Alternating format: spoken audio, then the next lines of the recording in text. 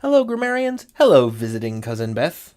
Hello, Cousin David. So today we're going to be talking about pronoun-antecedent agreement. And what is that? So an antecedent is a thing that goes before. So ante means before, and cedent is like a going thing. So what I mean by that is if we set up something in a sentence. So we've got a sentence like, Jillian rode her bike to the grocery store. Fine. Straight up sentence. Pretty ordinary.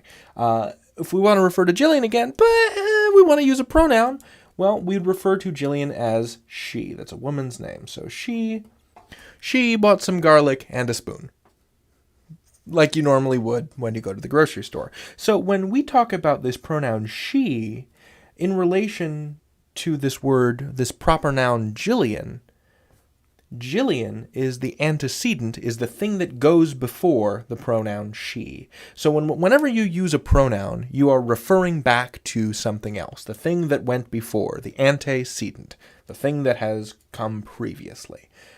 And so you want to make sure that these things match up. So, for example, we know from living in this culture that Jillian is a woman's name, so it would probably be incorrect to refer to her as he. Jillian rode her bike to the grocery store. He bought some garlic and a spoon. This sounds like we're talking about someone else, right? So even within this initial sentence, too, Jillian rode her bike to the grocery store. We're referring back to Jillian using this possessive pronoun to define the bicycle. Oh, because it's a longer sentence. Well, we're using it to demonstrate the relationship between Jillian and the bicycle. Gotcha. Yeah. And you also want to make sure that pronouns and their antecedents agree in number. So if you said, what's a fun animal? Monkeys. Monkeys. So the monkeys threw snowballs, but they had crummy aim, right? So we're using they to refer back to the monkeys. So this thing is a plural noun, right? We're referring to multiple monkeys. So it would be incorrect to say the monkeys threw snowballs, but it had crummy aim. Because this makes it seem like we're talking about one monkey. When in fact, we are talking about an army of snowball chucking monkeys. So we've got our little monkey, maybe a colobus monkey or maybe a Diana monkey. It's got a little tuft. It's throwing a snowball.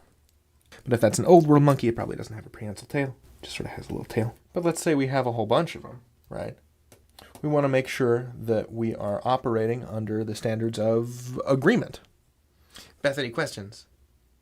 So you can't have it anymore because Correct. now you've got 4 monkeys. Right. So let me get rid of that. So what should it be instead, Beth? They. Because they is plural and we don't know if they're he's or she's. And even if we didn't, they kind of eliminates any kind of gender distinction. Ah, right. So the monkeys threw snowballs, but they had crummy aim. Although these monkeys seem to be doing pretty good at hitting each other in the heads and the tails with their snowballs. So that's pronoun antecedent agreement. So remember to make sure to line things up when relevant by gender. So Jillian rode her bike, she bought some garlic and a spoon, and by number. So the monkeys threw snowballs, but they had crummy aim. So there's more than one monkey, so you'd want to use the plural third person pronoun. You can learn anything. David out. And Beth out.